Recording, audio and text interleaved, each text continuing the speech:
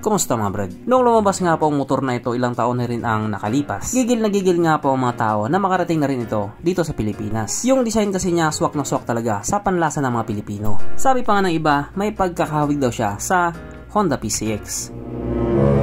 Although hindi nga po alam ng iba kung saan daw banda, pero may pagkakahawig daw talaga. At kung design nga lang po ang pag-uusapan natin, may palag din talaga siya. Pogi talaga siya. Kaso ang malaking tanong nga po doon, makakarating ba siya? Yan nga po ang tanong ng mga taong palamunin pa ng mama nila.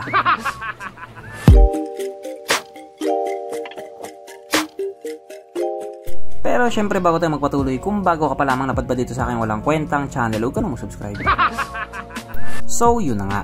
Noong nag-trending nga po ang motor na ito, maraming taon na ang nakalipas. Marami din talaga ang na-excite. Malaki kasi ang paniniwala nila na ang motor na ito ay may posibilidad talaga na ilabas dito sa Pilipinas. Sapagkat ang motor nga po na ito ay nabuo sa collaboration ni Haojue tsaka ni Suzuki na nilabas na nga po doon sa bansang China.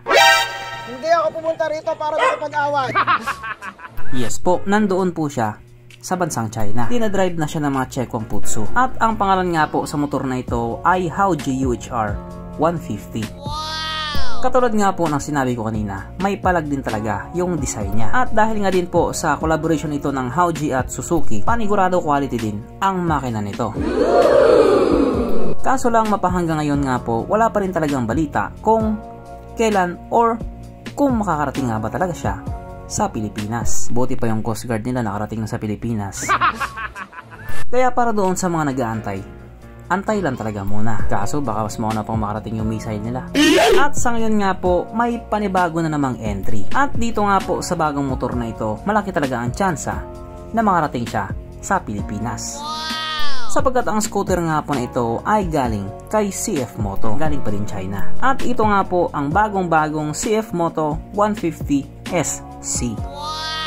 As expected nga po, ang lupit talaga ng pormahan niya. Kaya kaiba din talaga gumawa ng design ang mga taga CF Moto. Pero kung titignan nga po natin yung itsura ng Haojue UHR 150 at itong bagong CF Moto 150 SC, mukhang may similarities talaga silang dalawa.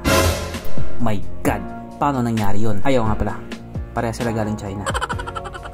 So kung titignan nga po natin kapag nakatagilid silang dalawa, may pagkakapareha talaga. Pero syempre hindi naman parehang-pareha. Magkaiba din yung kurba nila or yung mga linya-linya nila. Pero sa biglaang tingin, parang magkapatid nga silang dalawa. Ang ibig ko na naman sabihin doon, silang dalawa parehas pogi. At sa may harapang bahagi naman nila, hindi man siya 100% pero may pagkakaparehas talaga. Mas may kurba lang yung sa CF Moto. Pero yung placement ng headlight pati yung signal lights, parehas lang. Pati nga din yung placement ng emblem, same din. Pero kung sisilipin naman natin yung sa parting likuran niya or yung sa taillight niya, medyo mayroon nga pong pagkakaiba.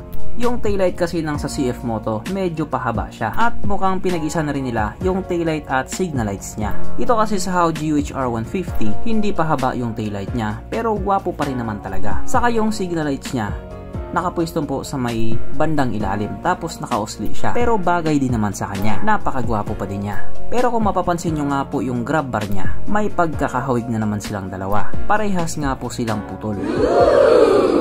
Tsaka nga pala isa sa mga pinagkaiba nilang dalawa, yung sa CF Moto, yung manibela niya nakabalot ng plastic. Samantalang ito naman sa UHR 150, naka-naked handlebar po siya. At kung ako naman ang tatanungin, kung alin nga ba sa kanila ang mas maganda, doon ako sa naka-naked handlebar. Pero mas better kung naka-naked lang. Oh, manyakis, manyakis.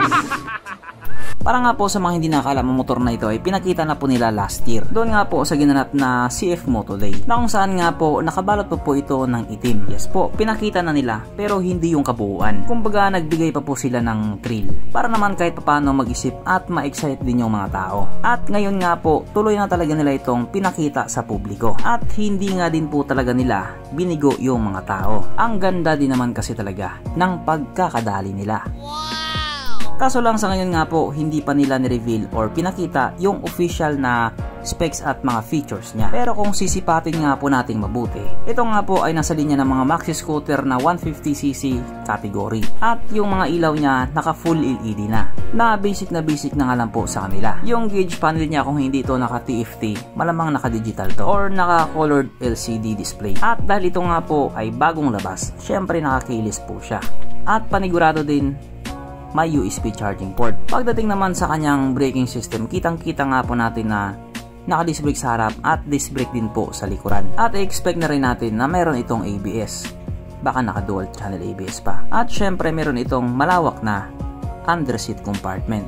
Alam na this. At kitang-kita nga din po natin na wala siyang kickstart. At dahil wala siyang kickstart, panigurado apektado yung mga taong walang pambili.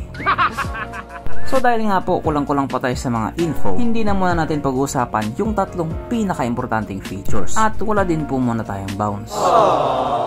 Kaya panigurado, marami talagang nalungkot. So abangan na lang po natin ang motor na ito at panigurado isa din talaga ito sa mga kaabang-abang. O diba inulit ko lang. So hanggang dito na lang muna mga brad, kung may gustong sabihin or gustong idagdag doon sa mga sinabi ko, mag-comment ka na lamang sa ibaba. Okay, bye.